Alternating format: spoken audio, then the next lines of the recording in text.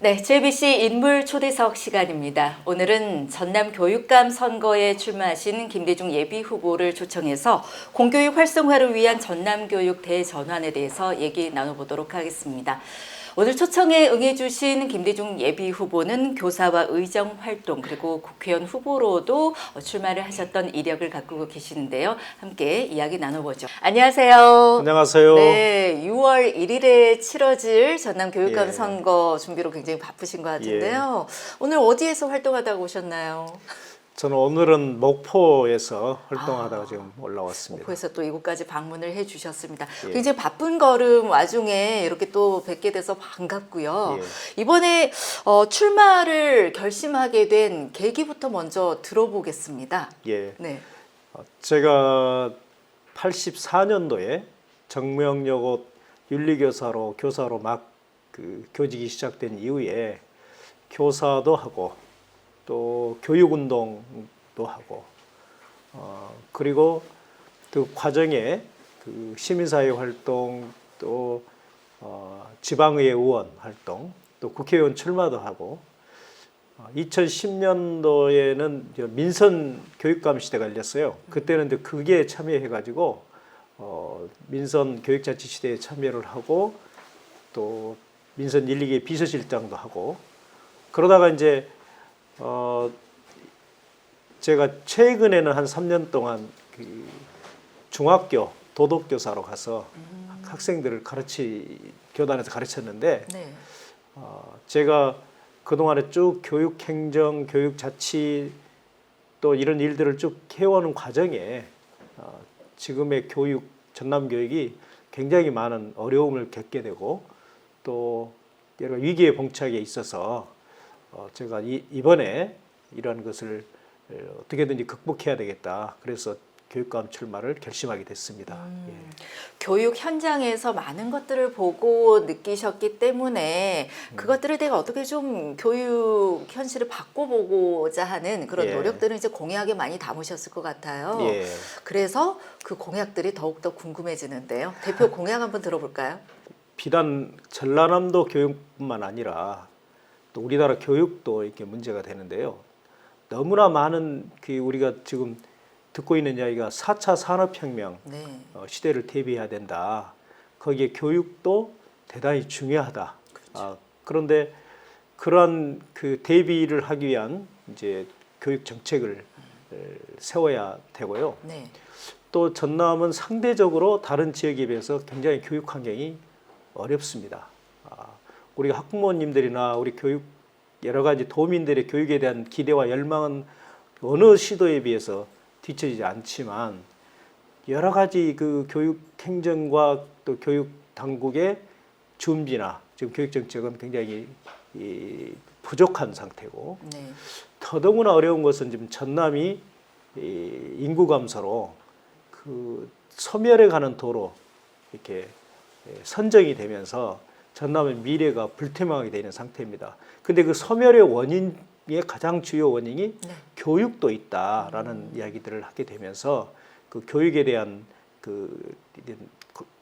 준비를 해야 된다 이런 이제 생각을 하게 된 거죠. 그래서 네.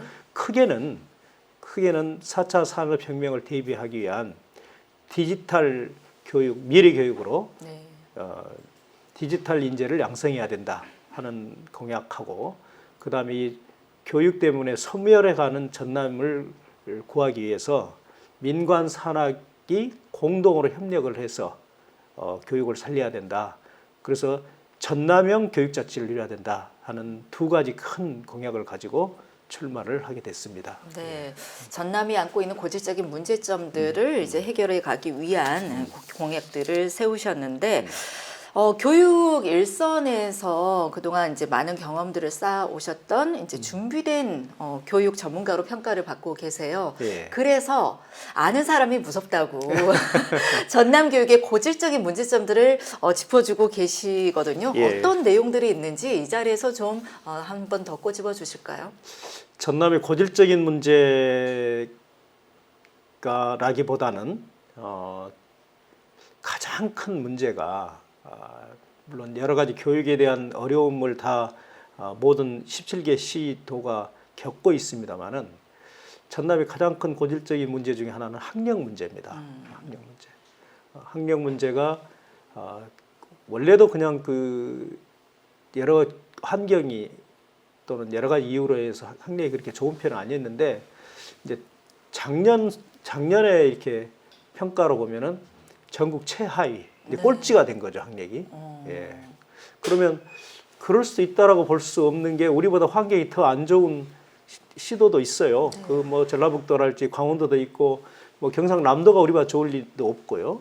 그런데 우리 꼴찌했다는 것은 굉장히 큰 충격이지요. 네. 또 이 문제가 저희들의 이제 그 중요한 현안이 되었고, 그다음에 두 번째가 그래도 교육은 좀 청렴해야 되거든요. 그래야 믿고 맡게 되고 또 학생들도 교육이 청렴해야 또 자존심도 있고 그러지 않겠습니까? 네. 근데 청렴이 계속 하락하고 있습니다.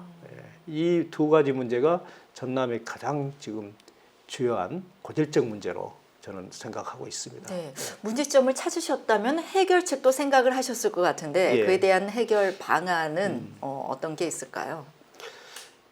이제 저희 전남의 그 학력, 특히 수능 점수는 딱 데이터로 나타나잖아요. 네. 그것들이 뭐 국영수가 이번 수능 성적 어쩌다 딱 나오는데 그 최하가 돼 있어요.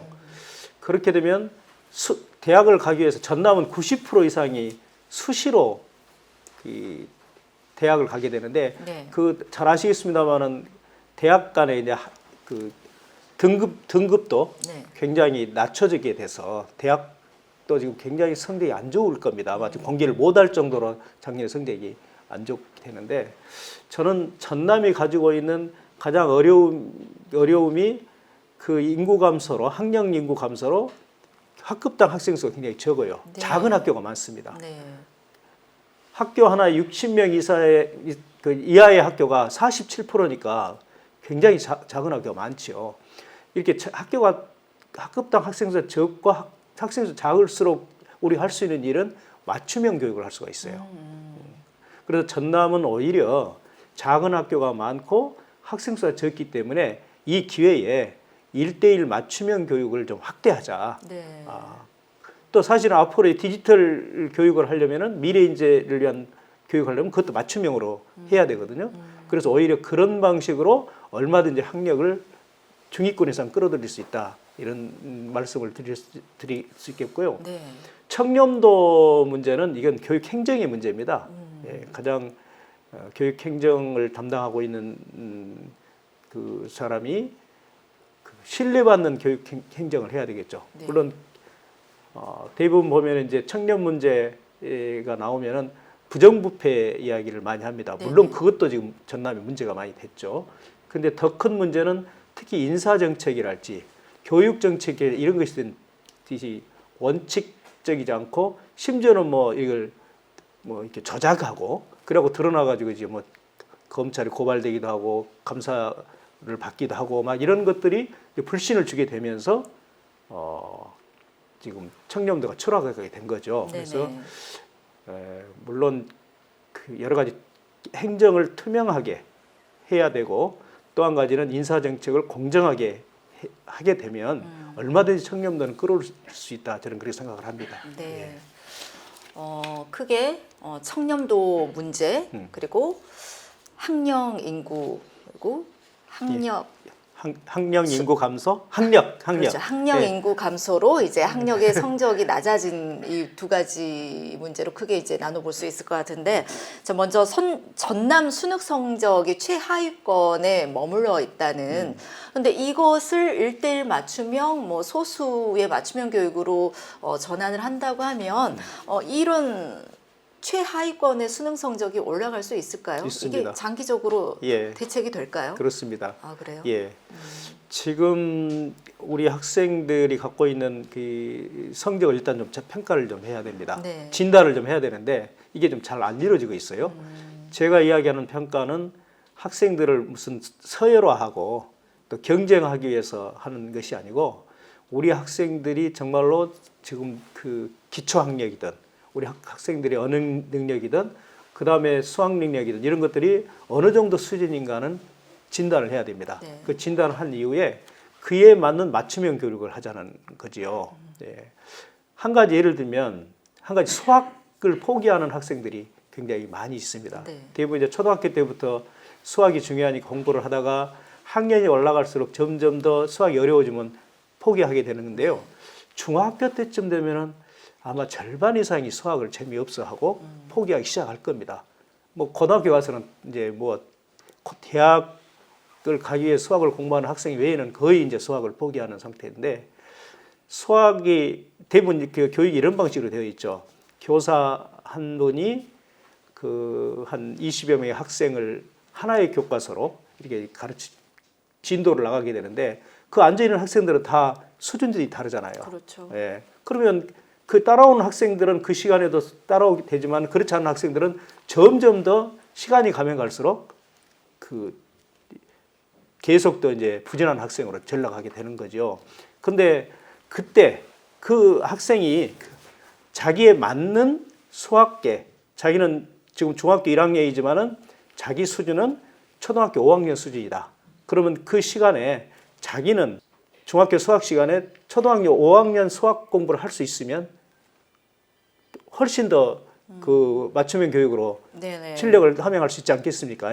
그런 방식으로 할 수 있다는 겁니다. 다만 이제 교사는 한 명인데 어떻게 가능할 수 있겠냐? 네. 그것은 이제 여러 가지 이제 보조적인 어떤 그 외부 전문가들도 참여하고 해야 되겠습니다만은 그때 그냥 AI 교육이 예, 시스템을 도입하면 됩니다. 지금 네네. 그렇게 많이 하고 있습니다. 네. 예.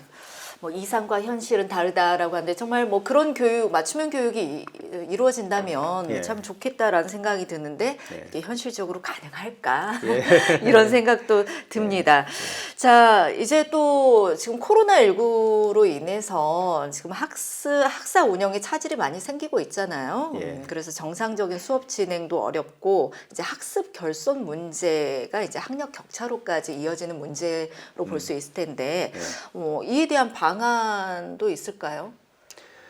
우리 학생들이 아까 조금 전에 이야기했습니다만은 여러 가지 학력이 저하되고 있는 상태에서 네. 이제 코로나를 만났죠. 네. 코로나를 만나면 우리가 지금 평가를 안 해봐도 진단 안 해봐도 알 수 있는 것들이 굉장히 더 심각하게 그렇죠. 격차가 심해졌다고 네네. 봅니다.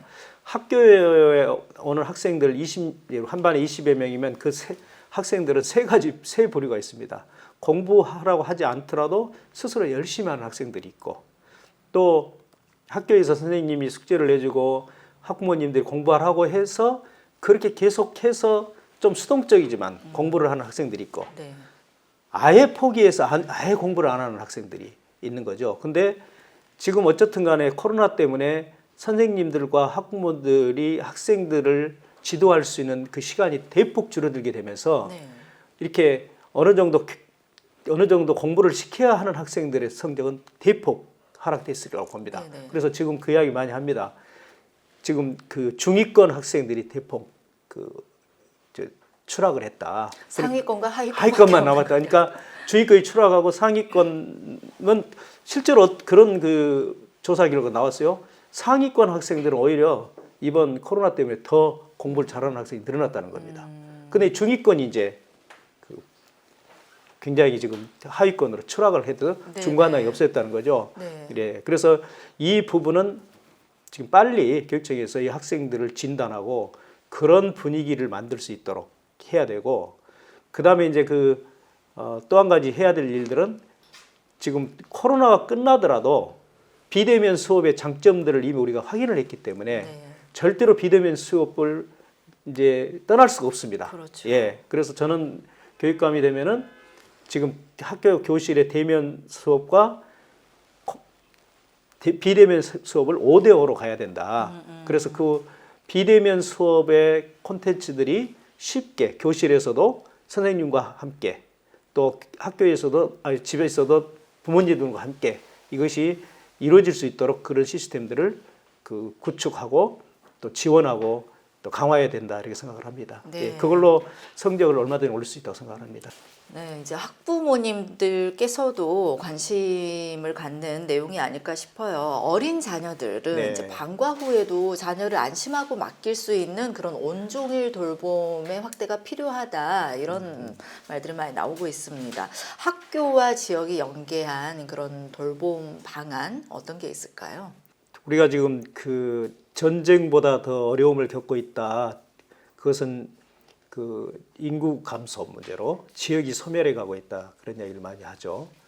근데 그게 제일 먼저 다가온 데가 전라남도입니다. 근데 이 지역 소멸을 막아내기 위해서 어떻게 해야 되는가? 결국은 이제 출산 인구를 늘리는 길밖에 없는데 그래서 그동안에 그 많은 지원을 했어요. 그 출산 장려금 또는 그 여러 가지 교육복지 확대 또 청년들이 일자리를 만들기 위해서 창업 지원을 한다랄지 이걸 거의 300조에 가까운 돈을 국가가 쏟아부었습니다. 그런데 아무 흔적 없이 지금 지역은 소멸하고 있죠. 인구는 감소하고 있는 거죠. 그래서 이제 작년에 저도 교육감을 출마하면서 이제 토론에 참여하고 그랬는데 그렇게 해가지고는 안 된다. 근본적으로 대책을 세워야 된다 하고 나온 거예요. 이제는 모든 것에 우선해서 그러니까 그동안에 지방자치 정책이 어떤 무슨 뭐 도로를 낸다, 택지를 개발한다, 공장을 유치한다, 또는 뭐 그 축제를 한다 이런 거 있는데 그렇게 해서는 안 된다는 거예요. 일본어로는 돌봄과 교육에 투자를 해야 된다. 네. 근데 그 중심에 지금 돌봄이 있습니다. 돌봄이. 네. 그래서 이제는 지난번 대선 때도 지금 이재명 후보 같은 경우는 학교가 돌봄 기관화로 해서 학생들을 학교를 안에 뭐 7시까지 돌봄을 한다랄지 또 이런 이야기도 있었습니다만은 이제는 돌봄에 교육청도 같이 참여를 해야 한다고 생각합니다. 근데 법이 교육청 예산은 학생들만 쓰도록 되어 있지 학교에 들어온 애들만 쓰여 있지 그 어린아이들 영유아들한테는 투자를 못 하도록 되어 있어. 근데 지금 돌봄이 대부분 보면 복지 차원에서 학생들 돌봐주는 정도였는데 거기다 교육 기능을 넣으면 교육 그 학생들을 영재 교육하듯이 네. 교육 기능을 넣으면은 얼마든지 교육청이 참여할 수 있습니다. 프로그램을 해가지고. 그래서 저는 교육감이 되면은 특히 지금 그 학령 인구 감소로 그 작은 학교들 유효한 시설들이 많아요. 네. 그래서 그걸 자치단체와 협력을 해가지고 그걸 돌봄을 기관화하고 그 다음에 또 한편으로는 평생 교육으로 확대를 해야 된다. 저는 그런 생각을 하고 그런 정책들을 준비를 하고 있습니다. 네. 예. 방금 이제 뭐 학령 인구가 줄어드는 상황에서 작은 학교의 이제 통폐합 이런 이야기들도 나오고 정책이 시행이 되고 있는데 오히려 이런 작은 학교를 합치면서 학습 능력이 저하되고 지역 사회가 침체된다 이런 문제점도 네. 나오고 있거든요. 예. 이 부분은 어떻게 보시나요? 예. 예. 결론적으로 이야기하면 저는 작은 학교 통폐합은 해서는 안 된다 이렇게 생각을 합니다. 예. 지금 이제 전남의 예를 들면은요. 네. 지금 작은 학교 통폐합을 이야기하는 주장하는 경우가 네. 학생들 숫자가 너무 적으면은 공부하기도 힘들고 과목이랄지는 공부하기도 힘들고 또 학생들의 사회성도 떨어진다. 그런 이야기를 하거든요. 그러면서 학교를 2개를 합치게 되면은 일단 어쨌든 간에 학교를 두 개를 합치면 관리자 숫자도 줄어들게 되고 또 선생님 숫자도 줄어들게 되고 그렇죠. 관리비가 적게 되니까 예산은 절감이 돼요. 네. 근데 문제는 뭐냐면 지금까지 모든 그 결과가 교육의 질을 떨어뜨립니다. 떨어뜨립니다. 그래서 그렇게 해서는 안 되고 네. 작지만 그 작은 학생들에게 질 높은 교육을 통해서 오히려 어떻게든지 그 학교를 유지하면서 필요하면 아까 말했듯이 돌봄 기관이랄지 평생교육기관을 함께 학부모와 함께 하는 교육기관으로 어떤 전환에 가더라도 네. 학교는 없애서는 안 된다. 왜냐하면 학교가 없어지면 젊은 사람들은 절대 오지 않습니다. 와서 학교가 없는데 와서 살지 않지요. 맞아요. 그러면 결국은 지역은 소멸하게 되는 거거든요. 네, 네. 그래서 저는 폐교가 되기 전에 그 학교를 아까 말한 복지랄지 문화센터로 전환하면서까지도 하고 아까 말했던 사회성이랄지 또 그 선생님 숫자가 다양하지 못해서 생기는 문제는 이런 부분들은 얼마든지 아까 말했던 비대면 AI 교육으로 그 연결해서 할 수 있거든요. 요즘에 네. 대학도 다 비대면으로 하지 않습니까? 네, 맞아요. 예, 어디 우리 신안에 하이도에 있는 섬에서도 하버드 대학에 있는 콘텐츠를 가지고 공부를 할 수 있는 이제 시대가 열렸거든요. 네, 네, 네. 그렇게 하고 사회성의 문제나 이런 또 어떤 학교는 11명이 22명이 안 돼가 축구 게임을 못 할 수도 있잖아요. 이럴 때는 이제 공동 교육 과정이라고 그 일주일에 5일을 학교에 나올 필요 없이 한 3일 정도 나오고 이틀은 이렇게 어디 모여서 그 지역에 모여서 학교에서 공동으로 수업을 진행하면 됩니다. 그래서 저는 절대로 학교는 폐교하지 말고 유지해 가야 된다. 그래야 교육의 질을 높인다 이렇게 생각을 합니다. 작은 학교여도 예, 그 예. 학교 자체는 유지를 해야 된다라는 예. 말씀이시고요. 예. 저 공약 가운데 전남 교육이 희망의 사다리가 되도록 보편적 교육복지를 해야 된다라고 하셨어요. 보편적 교육복지 어떤 것들이 있을까요? 우리 학생들이 교육만큼은 그 평등하게 차별받지 않고 받아야 한다고 생각합니다. 그게 또 헌법에도 그렇게 하도록 되어 있습니다. 가정환경, 경제적인 가정환경이나 또 지역의 환경 때문에 불평등한 교육을 받아서는 안 된다고 봅니다. 그래서 상대적으로 어려운 학생들에게 그 복지 혜택을, 교육 복지 혜택을 주는 그런 그 여러 가지 사업들을 늘려왔죠. 뭐 무상급식, 교복, 그다음 여러 가지 것들, 뭐 수학여행비 모든 것들이 이제 지원되면서 네. 이제는 거의 교육은 보편적 복지가 이루어졌다고 저는 봅니다. 초, 중, 고등학교는 이루어졌다고 봅니다. 그런데 대부분 보면 이제 그때 선거가 있을 때마다 이번에는 교복을 지원한다. 이때는 뭐 수학여행비를 지원한다. 이러다 보니까 이게 어떤 그 선택적으로 이렇게 본인이 자발적으로 이래서 우리 형이 교복이 있으면 그 교복을 지원 안 받아도 되잖아요. 네. 그렇지 않습니까? 네, 네. 그래서 이제는 그 기본소득처럼 교육의 기본소득처럼 그걸 좀 만들어서 제가 그걸 준비 중에 있습니다. 교육 기본소득을 해서 총량으로 지원하고 그 총량 속에서 그걸 모든 교육에 대한 그 예산은 우리 지방자치단체와 정부가 책임질 수 있도록 하다. 이것이 이제 보편적 교육복지의 가장 그 목표라고 저는 생각을 합니다. 그래서 이제는 그동안에는 뭐 급식비, 수학여행비, 뭐 이 부교재비 이런 부분들에 대한 지원으로 돼 있던 것을 총량으로 뭐 1년에 얼마를 지원해서 그것을 스스로 선택적으로 쓸 수 있도록. 그래서 부자나 가난한 사람들이나 네. 똑같이 지원받을 수 있도록 기본 교육 소득을 준비하고 있고 그것이 가장 저는 완전한 보편적 교육복지라고 생각을 합니다. 네, 알겠습니다.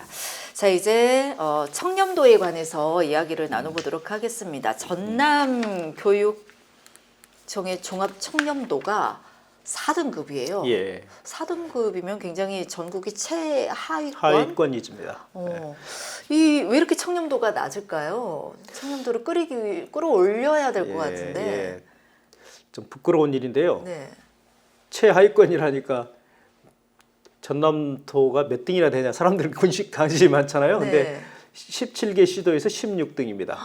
네, 세종시가 꼴등이라고 그래요. 정말요? 근데 그 청렴도에 대한 측정 기준을 보면은 전남도가 그렇게 청렴도 낮을 수밖에 없겠다 생각이 좀 듭니다. 그 원인이 뭔데요?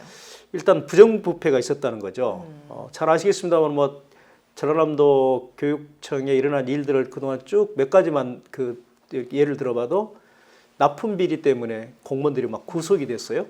상당히 그 어려운 일을 많이 겪었습니다. 인사 그 근무 평정이라고 있어요. 인사하기 전에 네네. 그것을 조작을 했어요. 조작을. 그건 생각을 해보십시오. 우리 그 전남의 그 교육가족이 지금 교육청의 조직이 약 38,000여 명입니다. 근데 거기에 모든 게 다 지금 인사로서 그 조직이 유지가 되는 거거든요. 근데 자기가 그 인사에 대한 기준이 되는 근무평정 이런 것들이 특정한 사람들을 위해서 조작이 됐다면 그 신뢰하지 않겠잖아요. 뭐 이런 문제들이 이제 청렴도를 추락하게 만든 거지요. 그래서 결국 여러 가지 예산에 대한 집행에 대한 그 투명하지 못한 거, 그 다음에 또 한 가지는 인사에 대한 공정하지 못한 것들, 이런 것들이 청렴도를 추락하게 된 원인이라고 봅니다. 반드시 바로잡아야 됩니다. 왜냐하면 이건 학생들이 다 보고 있거든요. 교육은. 그런데 전남이 청렴하지 않다 그러면 교육이 잘 안 됩니다. 그러지 않겠어요? 학생들한테 정직하라, 청렴하라고 가르칠 수가 없는 거죠. 그런데다가 또 좀 부끄러운 일이죠. 또 한 가지 지적하지 않을 수 없는 게 대부분 보면 그 지난번 선거에 교육감 선거가 보수 진보로 나눠서 이렇게 했어요. 근데 지난번에 진보 교육감이 17개 시도에서 13군데가 진보 교육감, 하나는 중도, 이제 보수가 이제 세 지역인데 그 진보 교육감을 도민들이나 국민들이 선택한 가장 이유가 뭐냐면 1번이 청렴입니다. 청렴. 청렴 보수는 좀 부패했고 진보는 좀 청렴해 있다. 그러면서 진보 교육감을 선택한 이유 중에 하나가 청렴이거든요. 근데 청렴이 이렇게 추락했다면 저는 굉장히 부끄럽게 생각한다고 봅니다. 그래서 이 문제는 얼마든지 교육 행정에 대한 투명성, 그다음에 인사에 대한 공정성으로 바로잡을 수 있다 이런 생각이 듭니다. 끌어올 자신이 있으신 건가요? 예, 제가 민선 1, 2기의 그 비서실장도 하고 네. 또 행정 경험이 많고 뭐 얼마든지 할 수 있습니다. 여기서. 예. 자신감이 있으신데요. 자, 그럼 자신감을 더 충전해 보도록 하겠습니다. 예. 이번 선거에서 정말 그 교육 발전의 적임자가 선출되기를 도민들이 바라고 있을 것 같은데 타 후보와 비교했을 때 어떤 장점이 있으신지 한번 자랑 좀 해주시죠. 전남형 교육자치를 하겠다고 했는데요. 교육자치는 협력을 해야 됩니다. 협력이라는 것은 우리 교육청의 역량도 중요하고 교육청의 그 여러 가지 단합된 힘도 중요합니다만은 그 도의회, 또 언론, 시민사회, 도민들과 함께 협력을 끌어내야 한다고 저는 생각을 합니다. 그런 점에서 제가 교사도 하고 또 교육행정도 하고 또 지방의회, 시민사회, 또 정치의 경험도 있고 그렇기 때문에 그런 교육자치, 협력을 끌어낼 수 있는 적임자가 아닌가 그런 생각을 하고 있습니다. 네. 예.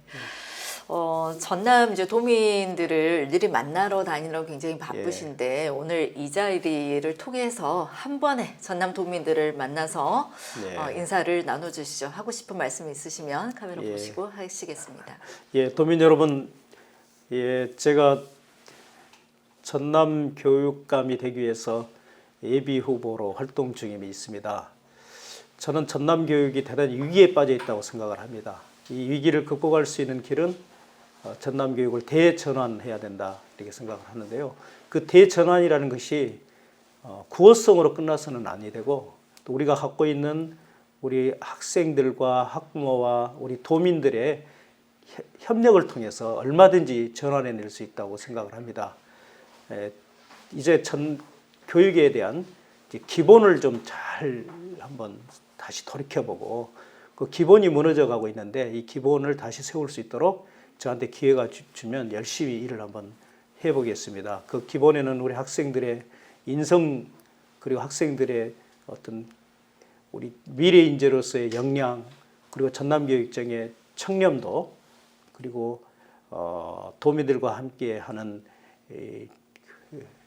어디 전남의 최고의 교육으로 세울 수 있다는 저는 희망을 갖고 있습니다. 도민 여러분 많은 성원을 부탁드립니다. 감사합니다. 네, 전남 교육을 최고로 만들겠다는 그 자신감 돋보입니다. 오늘 참 긴 시간 동안 저하고 이야기를 나누었는데요. 예. 시간은 많이 부족하겠지만 네, 그래도 하시고 싶은 말씀 다 전달이 되었겠죠? 예, 부족하지만 예. 아무튼 오늘 이렇게 또 바쁜 와중에 자리해 주셔서 감사하고요. 이후 일정 또 바쁘실 텐데 여기서 제가 보내드리도록 하겠습니다. 예, 감사합니다. 고맙습니다. 고맙습니다. 예.